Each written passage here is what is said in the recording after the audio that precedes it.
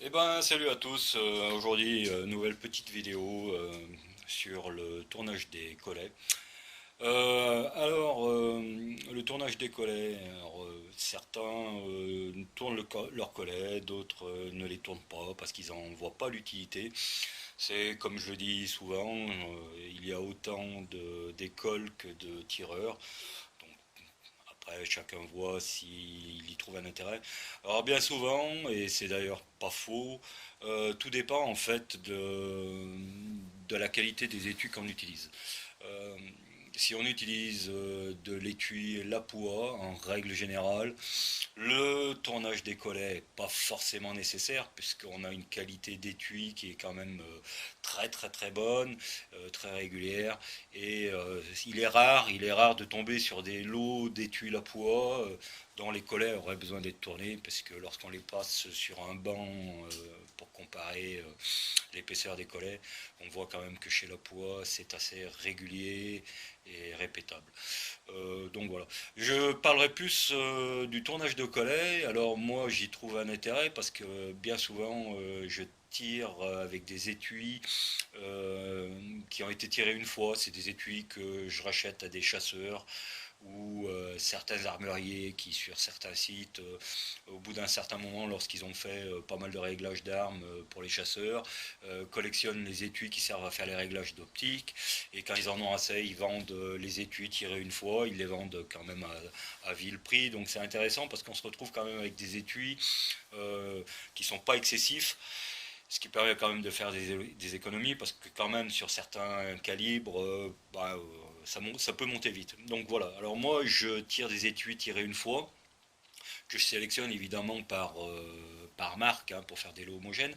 Et puis là pour ce qui est du 338, j'utilise des étuis PPU, donc marque Partisan.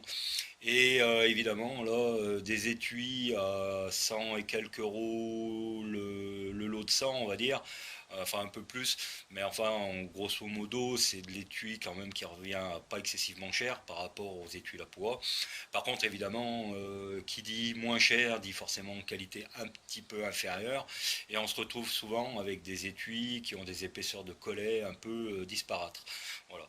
Donc pour des étuis de qualité très, je dirais pas médiocre, mais euh, vraiment du bas, enfin, de l'entrée du gamme, on va dire, je dirais que bah, tourner les collets, c'est pas trop mal, ça permet quand même d'éliminer certains défauts. Et puis au moins de ne pas s'occuper de savoir si l'étui est bon ou pas bon. Voilà, on sait que les collets sont tournés, donc ça peut pas venir forcément de là. Donc s'il y a un problème, forcément il faut chercher ailleurs. Voilà, c'est pour éliminer un peu des éventuels défauts qu'on pourrait avoir. Donc voilà. Alors petite présentation du matos que j'utilise. Alors moi j'utilise un outil de la marque Foster. Donc c'est un banc c'est un trimmer à la base, hein, un trimmer qui sert à raccourcir les étuis à la bonne longueur. Il fait pas que ça d'ailleurs, puisqu'on peut y monter donc un petit accessoire qui sert à tourner les collets. Donc pour voir plus en détail, je vous invite à regarder une vidéo sur cet outil-là de la marque Forster où vous aurez plus le détail. Alors c'est ni plus ni moins qu'un pilote hein, qui est à un certain diamètre. On a un couteau qu'on vient régler par le dessus et puis on tourne ça et puis ça enlève de la matière sur le diamètre extérieur du collet. Donc voilà, je vais pas trop m'attarder là-dessus. Ici là j'ai un petit banc pour un petit banc de mesure. C'est pour mesurer justement l'épaisseur de mes collets. Alors c'est du fabriqué maison, hein, voilà. Euh, il existe des trucs qui sont beaucoup plus beaux. Moi j'aime bien bricoler, j'aime bien fabriquer un petit peu mes outils. Enfin mes outils. Bricoler des trucs qui m'évitent d'acheter du neuf. Voilà. Ça fonctionne très bien. Voilà. C'est pas très esthétique, mais ça fonctionne, ça fait le taf. Voilà pour ce qui est de la présentation du matériel. De quoi on va parler ensuite? Alors, on va parler de cet outil-là qui est de la marque KM, donc à voir sur internet, KM Production. Voilà, c'est un expander. On va voir à quoi il sert après. Voilà. Donc c'est un outil qu'on met sur une presse basique. Hein. Voilà, il y a un filetage. Si je baisse la caméra, ça sera mieux. Voilà, donc ça se visse à la place d'un outil classique. Voilà, et on verra tout à l'heure à quoi il sert. Voilà. Donc pour faire la petite présentation, alors aussi, voilà, je vais vous présenter ça. C'est une, on va l'appeler une olive de recalibrage interne, voilà. Mais la petite particularité de cette olive de recalibrage interne, c'est que en fait je l'ai fait faire par une petite société qui est pas très loin de chez moi et qui fait de la mécanique générale, et c'est un outil dont j'ai spécifié les dimensions et qui a des dimensions un peu particulières. Voilà. On va y revenir tout à l'heure parce que bon, c'est pas le but de la vidéo, mais ça en fait partie. Alors, euh, déjà, première chose, on va partir d'un étui de 7RM. Voilà, ça c'est un étui de 7 Remington Magnum. Je ne sais pas si l'autofocus autofocant on va faire la mise au point. Hein, quand tu veux, mon pote. Bon, apparemment il veut pas. Bon, c'est du 7RM, hein, la marque, je vais vous le dire, RWS, voilà, tout simple. RWS. Donc tirer une fois, bon, on voit, voilà, il y a encore l'amorce percutée, tirer une fois, nettoyer. Et donc le truc, c'est que lorsqu'on utilise les pilotes, donc là, je vais vous faire voir la petite boîte de chez Forster, on a tous les pilotes, les outils pour tenir l'étui, voilà. Lorsqu'on utilise le pilote, alors ça c'est le pilote qui va nous servir à tourner les collets pour le 284. Si j'arrive à faire encore la mise au point, non, on veut pas. Si, 284. Ah ben voilà, 284. Voilà. Donc c'est le pilote qui lui va se mettre à la place de celui-ci. Celui-ci, il est en 338. On verra tout à l'heure pourquoi. Je ne vais pas démonter parce que je ne vais pas régler la machine. Donc c'est le pilote qui se met à l'intérieur. Allez.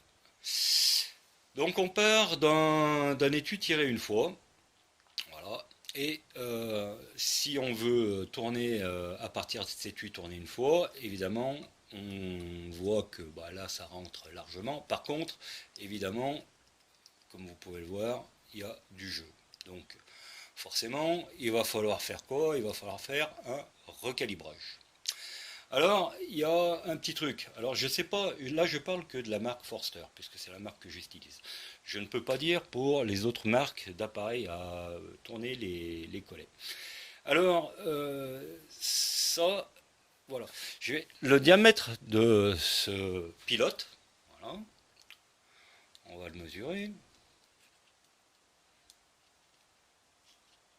Hop, le diamètre de ce pilote. Allez, on va essayer d'autofoquer l'autofocant. Quand tu veux.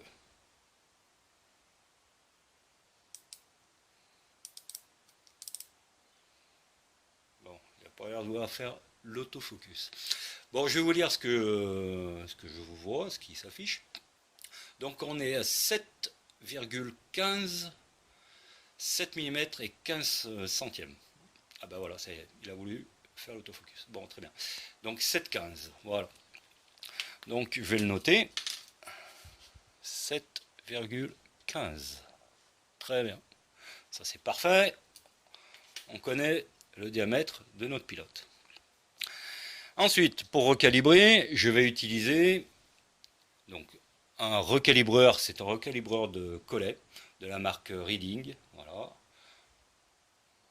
Recalibreur de collet de la marque Reading, à 7 mm Remington Magnum. Voilà. Et l'olive qui va recalibrer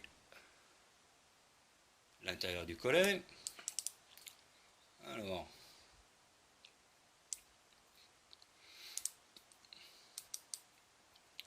je ne vais pas faire l'autofocus. Bon, c'est pas grave, je vais le lire. Bon, alors la vidéo s'est arrêtée, je ne sais pas pourquoi, je reprends. Donc là, je suis à 7,17. 7,17. Donc vous allez me dire, bon, bah, c'est normal, lorsqu'on va recalibrer le collet, donc quand l'olive va passer à l'intérieur du collet, elle va redimensionner, mais elle ne redimensionnera pas à 7,17. Pourquoi? Parce que lorsque l'olive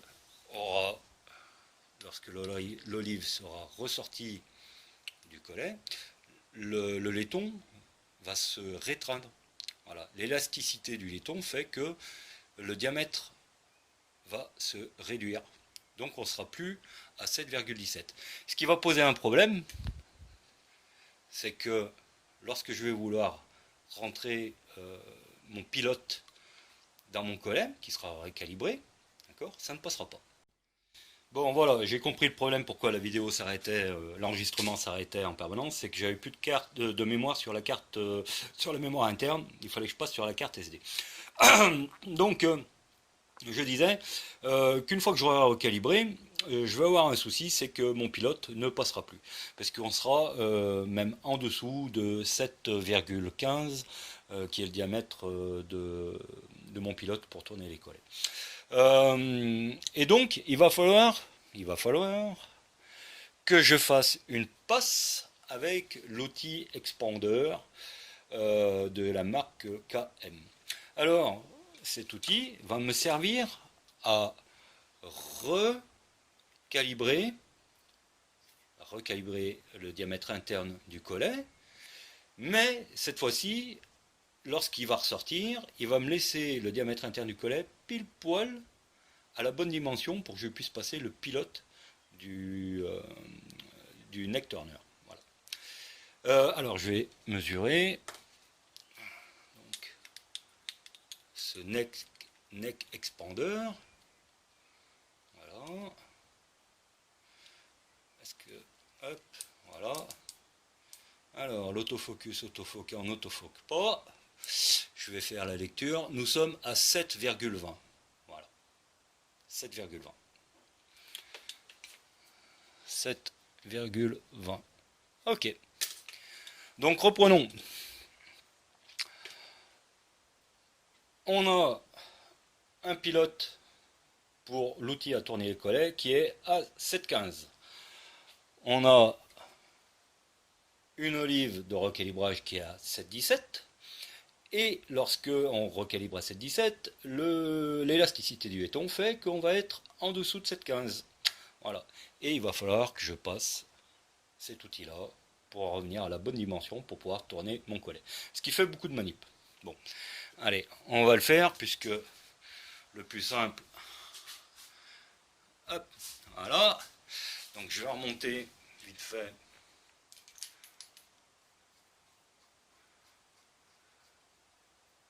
Voilà, je mets ça.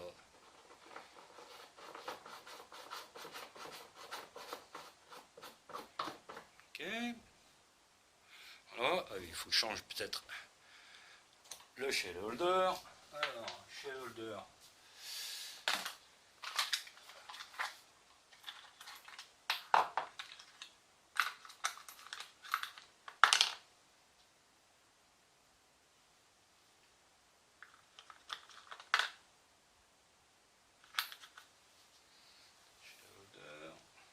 Celui-là, voilà, c'est bon.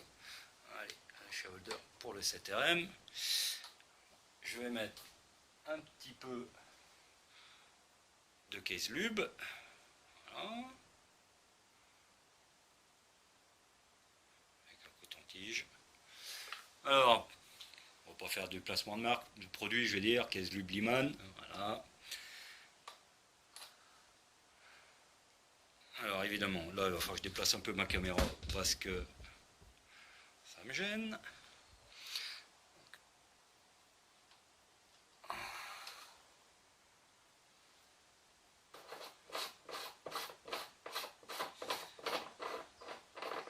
Alors ouais, d'accord. Il va falloir que je le fasse sur... Alors, on va faire ça sur la Forster. Pourquoi? Parce que mon outil étant réglé sur Forster. Hop.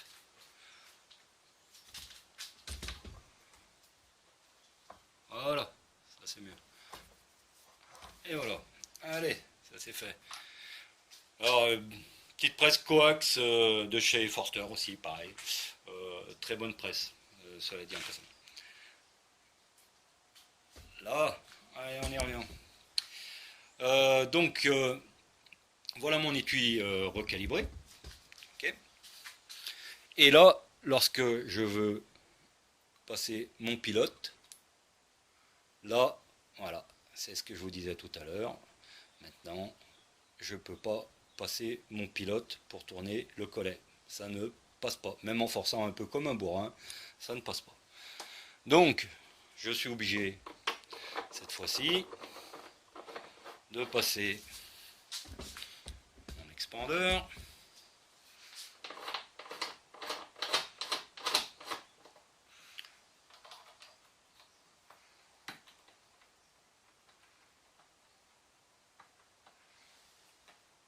Là, voilà. Et là, maintenant, au miracle, ça rentre. Et ça rentre gras. Voilà. Donc là, pas de souci. Là, ça fonctionne maintenant. Je suis prêt à tourner le collet de cette étude CTRM. Voilà. Mais, comme vous venez de voir, il faut faire plusieurs manips. Donc, dans un premier temps, recalibrage du collet. Et ensuite, un coup d'expandeur KM. Et là, je suis prêt. Voilà. Donc, c'est un peu le souci.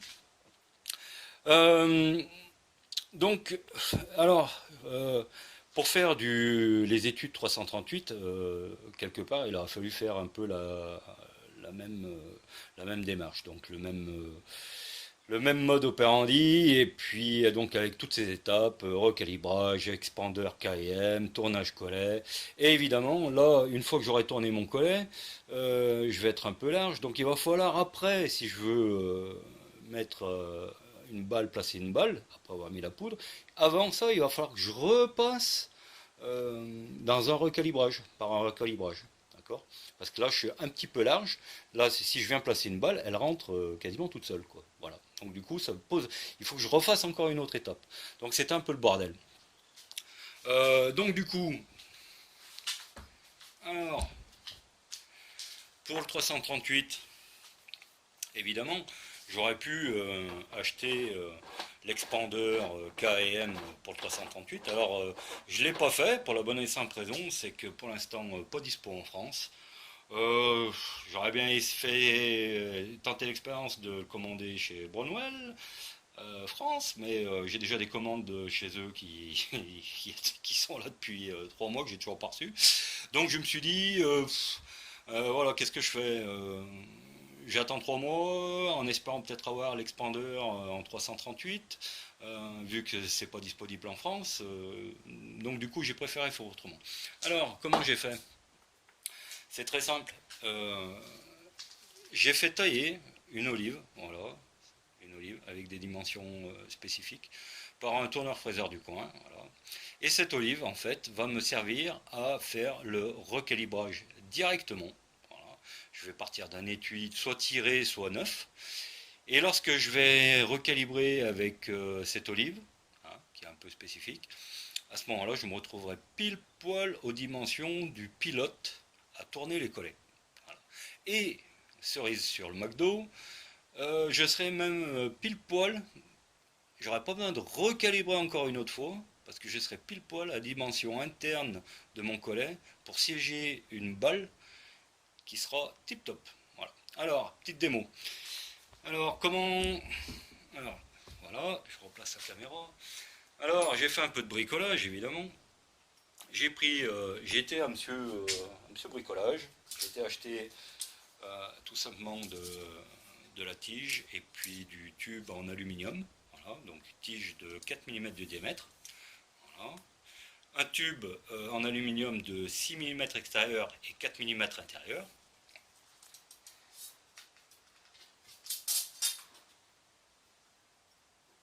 Voilà ce que j'ai fabriqué avec. Donc j'ai pris ma tige, je l'ai filetée avec des filières, c'est des filières à main, hein, toutes simples. Hein. Donc là j'ai fait un filetage M4. Voilà.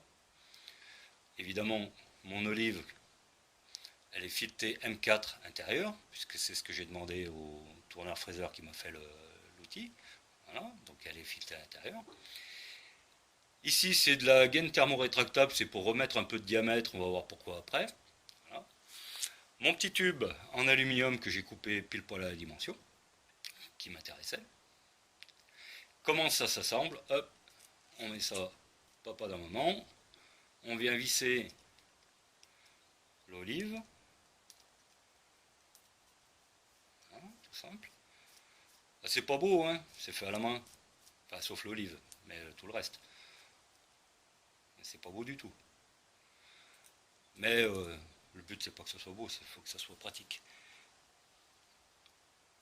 On remet l'ensemble. Voilà, donc là, ça peut pas aller plus loin parce que j'ai mis la petite pièce en aluminium, le petit tube en aluminium. Deux petits écrous standard M4 qu'on trouve n'importe où. Alors, tu veux y aller ou tu veux pas y aller? Allez. Voilà.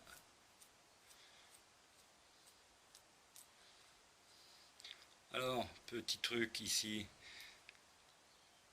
on va y laisser un petit peu de jeu. On va mettre le deuxième petit écrou pour éviter que ça se dévisse tout seul.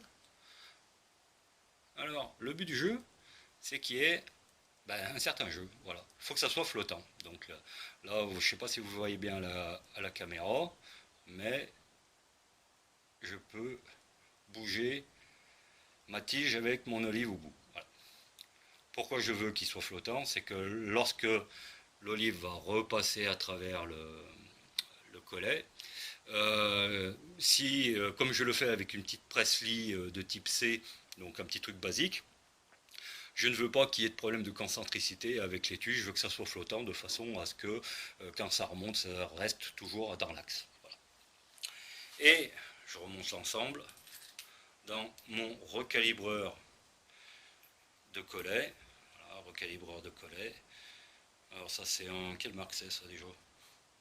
C'est un Ornadi aussi. Voilà, Ornadi. Hop. Et ça, voilà, donc il recalibre que le collet celui-là. Voilà. Donc voilà comment ça se présente à l'intérieur. Voilà. Et donc, comme je disais, il faut que ça soit un petit peu flottant. Voilà. Donc là j'ai assemblé mon recalibreur de collet avec cette olive. Alors, c'est peut-être intéressant de savoir à quel diamètre j'ai mis l'olive. Alors, donc là, hop, je fais l'olive, je la dessine, tout simple. Le diamètre, je l'ai mis à 8,56. Voilà, 8,56. Ça, c'est le diamètre de mon olive. Pourquoi? Parce que je sais, je l'ai mesuré, que le pilote qui est déjà monté en 338, le pilote qui va me servir à tourner mon collet, lui, il est à 8,53. Donc pilote 8,53. Donc j'ai 3 centièmes d'écart. J'ai une olive qui est 3 centièmes plus grosse en diamètre que mon pilote qui va me servir à tourner le collet. Alors, avant de commencer à tourner, là mon outil est prêt, il est prêt à être utilisé. On va voir déjà d'abord sur les étuis. Alors ça c'est des étuis 338 mais de marque PPU. Et alors je vais baisser un petit peu l'ensemble de façon à ce qu'on ait une meilleure vue sur...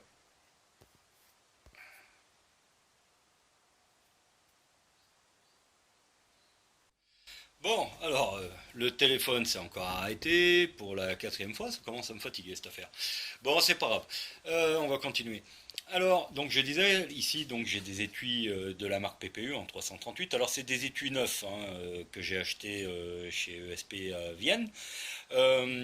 Donc on va déjà voir avec le comparateur un petit peu les défauts de ces étuis. Alors celui-là, il est neuf, il n'a pas été recalibré. Je vais le recalibrer donc avec l'outil de recalibrage partiel, avec l'olive que j'ai faite sur mesure par un tourneur fraiseur. Et déjà, on va le passer sur le comparateur pour voir un petit peu les défauts. Euh, alors, hop, je redéplace ma caméra. On va essayer d'aller un peu vite pour pas que la vidéo dure trop longtemps non plus. Je monte mon outil à recalibrer collet. Un petit coup de loop case intérieur-extérieur. Je place ça dans le shell holder, qui n'est pas le bon, évidemment. Hop, voilà, je remets le bon. Alors, je viens. Voilà, je cherche, je centre un petit peu l'affaire. Et je recalibre. Alors là, je sens déjà que mon olive, rien que lorsqu'elle est introduite dans l'étui, elle force un petit peu. Voilà, mon olive est passée. Là maintenant, je vais recalibrer le diamètre extérieur. Voilà, le diamètre extérieur est recalibré. Et lorsque je redescends le bélier, l'olive recalibre le diamètre intérieur. Voilà. Ok. Allez, on va mettre ça sur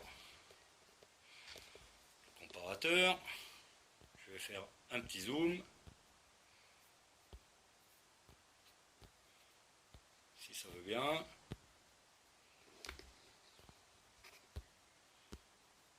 Ouais. Ça m'a l'air pas trop mal. Voilà. Bon. C'est pas super net, mais ça va le faire. Allez. Quand tu veux. Pas pratique ce truc.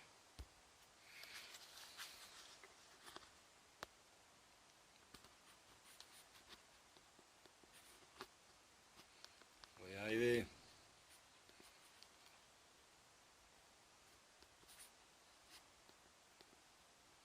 Voilà. Bon, je suis désolé, c'est un peu longuet. Est-ce qu'on voit bien? Peut-être comme ça on sera mieux. Voilà. Alors il y a peut-être un petit peu trop de lumière là. Non, c'est pas ça. Ok. Allez. Alors.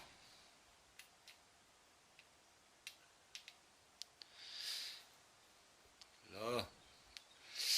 Donc là, je fais tourner mon étui et là, on voit quand même bien le défaut, le fourron du collet. Là, on a quasiment pas loin de 6 centièmes, puisque c'est un comparateur au centième, 6 centièmes de fourron. Je vais prendre un autre étui que j'ai déjà préparé. Alors celui-là, un petit peu moins, mais pas génial non plus. Un troisième.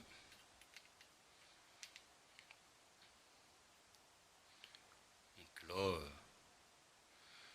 c'est flagrant.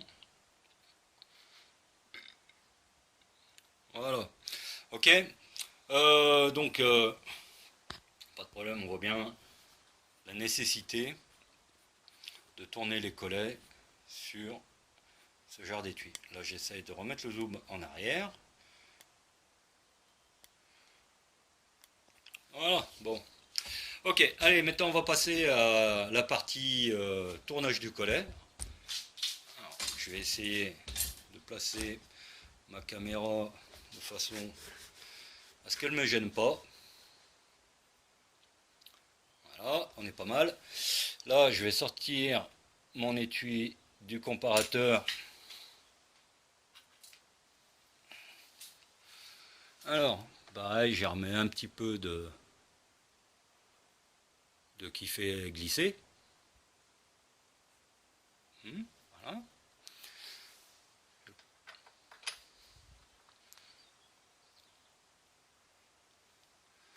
J'avance mon pilote.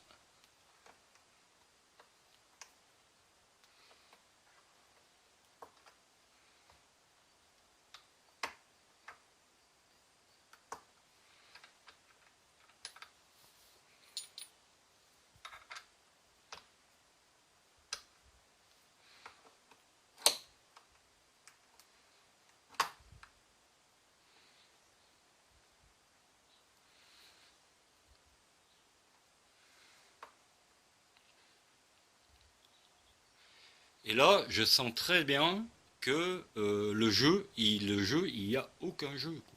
Voilà, c'est-à-dire que mon pilote épouse parfaitement le diamètre interne de mon collet.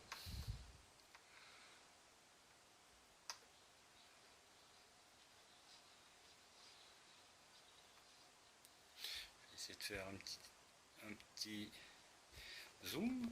On va y travailler. Ah, c'est pas mal.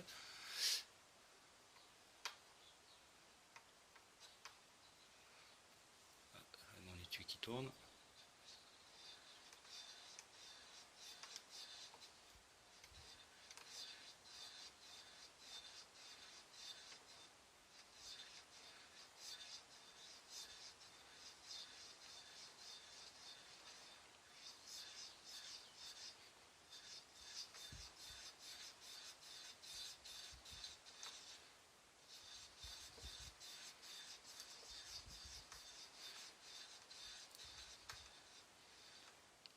Voilà. Et voilà.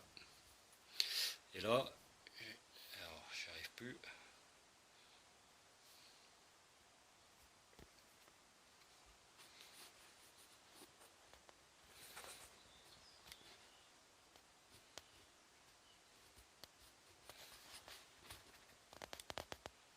Là.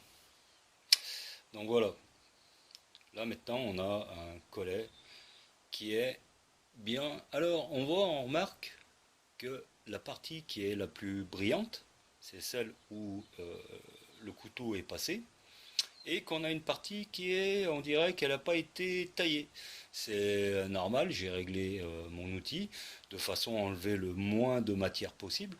Donc sur certains étuis, évidemment, là, la partie qui est non taillée, elle est déjà à la cote que je voulais à la base. Voilà. Et la partie qui est brillante, voilà, c'est la partie qui était en trop, donc une épaisseur du collet qui a été enlevée, un peu de matière. Voilà. Donc là, mon collet est pas mal. Alors on va le passer sur le comparateur. Voilà.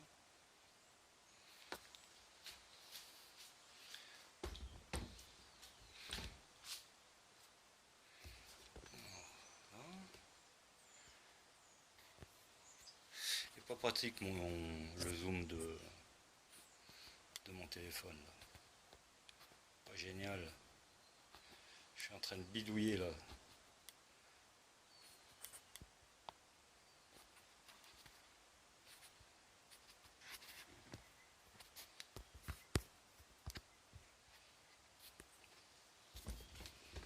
Ah, c'est énervant ça. Bon, on va voir si on peut voir comme ça.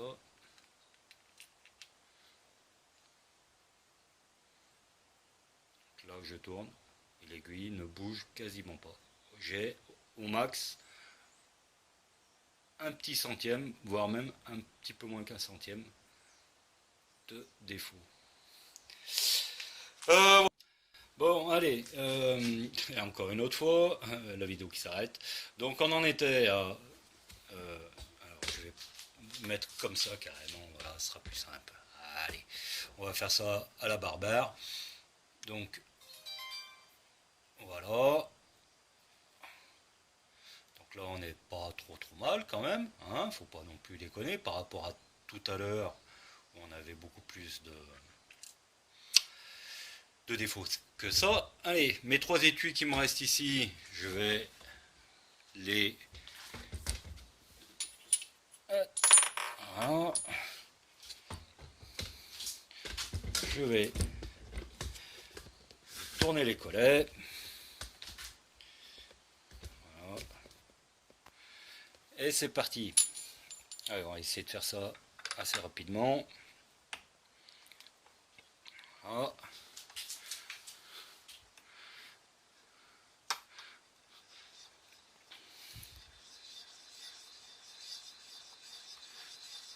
Voilà.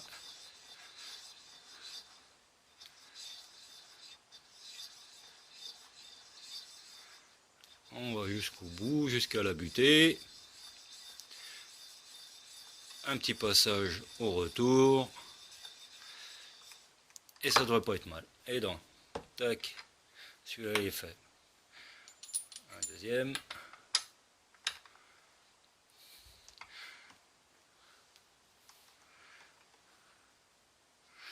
Alors, il y en a un, là, tout à l'heure, vous avez vu le premier étui que j'ai essayé de placer, il avait un peu de mal à rentrer dans le pilote, hein. J'ai remis un petit coup de recalibrage.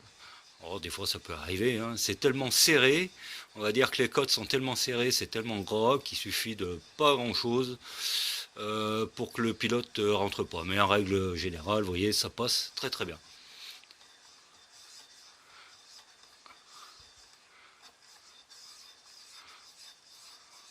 Allez, pareil au retour. Là, le troisième, c'était celui qui était récalcitrant tout à l'heure. Donc maintenant, voilà, il rentre bien. J'ai remis un petit coup dans le museau. Et là, il passe bien. Hop, on resserre bien.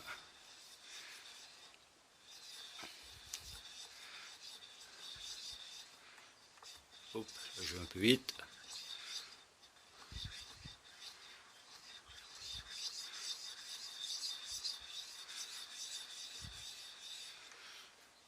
Alors, on a l'impression qu'on enlève beaucoup de matière, mais on n'en enlève pas tant que ça en fait, hein. On enlève 2 à 3 centièmes, pas plus. C'est pas non plus excessif. Alors évidemment, faut pas trop en enlever non plus, il faut régler, mais ça, hein. Voilà, c'est pas mal. Alors, donc là, lui, le collet est tourné, ça a enlevé de la matière sur tout le diamètre. Celui-là aussi. Et celui-là, pareil. Allez.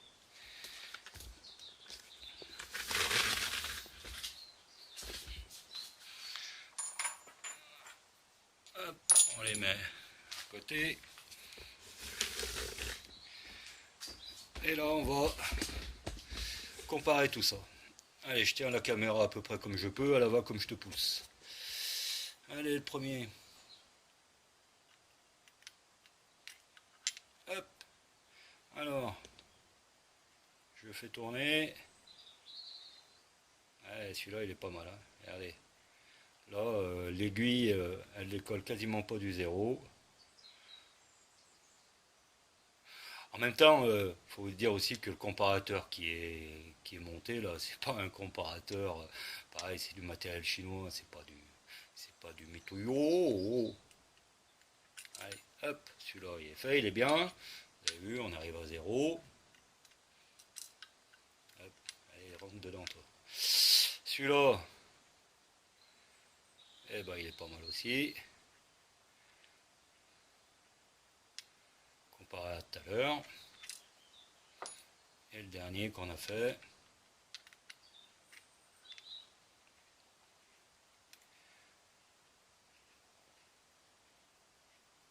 Eh ben on va considérer qu'il est bien aussi. Voilà. Et voilà. Donc là, on a nos 4 étuis.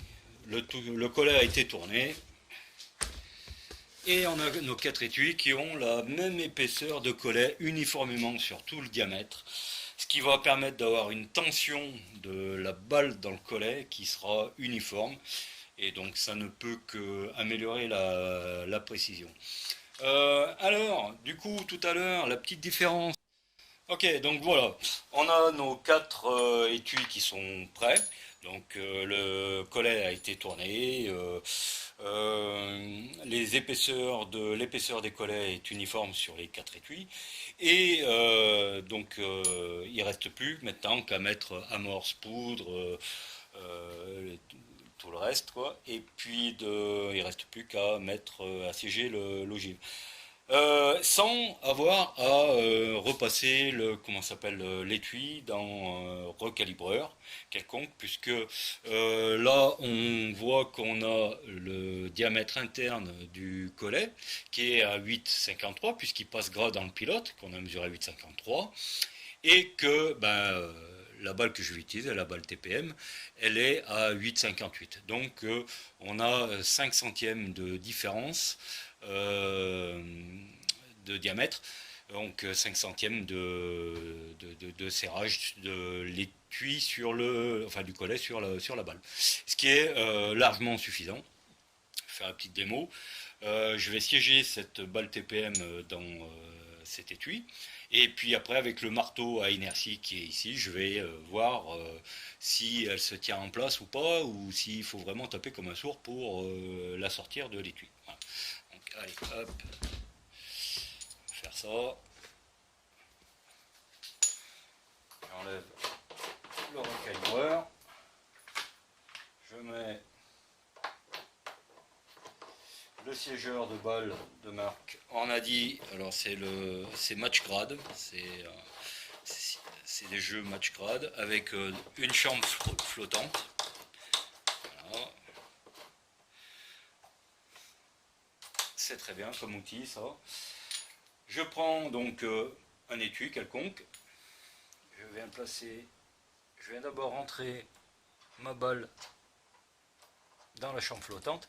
Je suis obligé de faire comme ça parce que la presse de type C, là, cette petite lie, hein, qui est vraiment la presse de base, elle n'est pas assez haute pour pouvoir passer l'étui, la balle directement dans le shell holder. Bon, voilà, c'est une petite manip en plus, mais c'est pas grave. Je monte le bélier, je vérifie bien que le collet se sente bien dans la chambre flottante, et je viens siéger la balle. Voilà. Hop. Voilà. Donc là, j'ai ma balle siégée. Je vais mettre ça dans le marteau à inertie.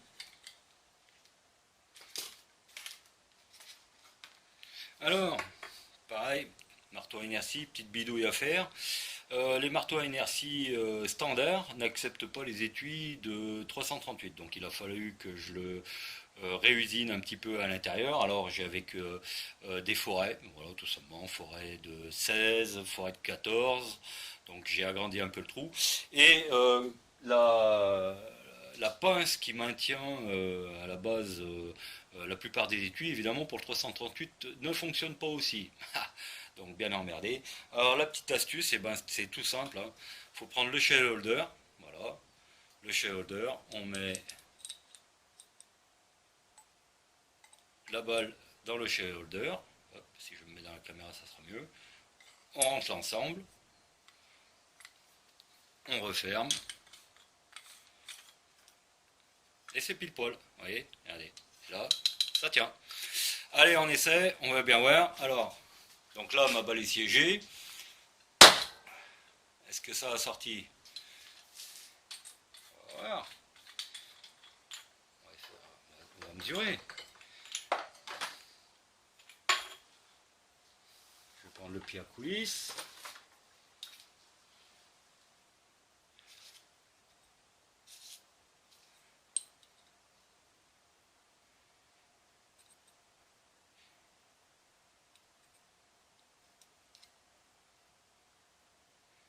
Quatre-vingt-treize, 99.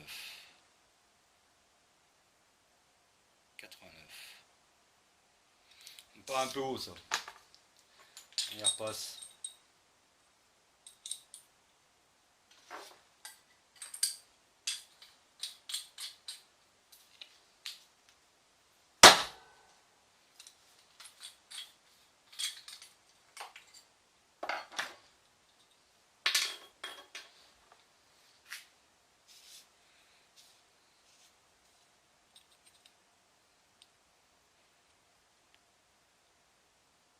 Elle sort petit à petit, hein.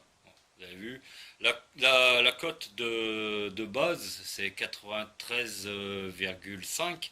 Donc on est passé à 93,8, 94,6. Donc là, on voit qu'elle sort petit à petit. Bon, néanmoins, je pense que le serrage devrait être pas trop mauvais. Donc, je vais voir. Je ferai des essais et puis on verra bien s'il faut que je repasse un petit coup de recalibreur. Peut-être, peut-être, peut-être. Mais ça m'inquiète pas plus que ça, quoi. Hein. Je pense que 5 centièmes pour le serrage de l'ogive dans le collet, ça devrait pas trop mal marcher. Voilà. Je pense qu'on va rester comme ça pour l'instant, à voir à la prochaine, au prochain tir. Alors, bon, on va finir cette vidéo qui commence à être un petit peu longuet, puis en plus avec les problèmes du téléphone là, qui s'arrête quand il veut, il fait ce qu'il veut aujourd'hui celui-là. Quoi dire sur tout ça? Donc voilà, c'était une petite présentation de ma façon de tourner les collets. Alors c'est peut-être pas ce qui est de plus académique. La petite présentation de l'olive que j'ai fait fabriquer par un tourneur-fraiseur, donc qui m'évite une étape dans le processus du tournage de collet. Voilà, donc on va voir si ça fonctionne bien sur le réel. Je vous dirai ça le week-end prochain, puisque normalement cette semaine, même pas cette semaine, enfin demain je reçois mon colis de chez TPM.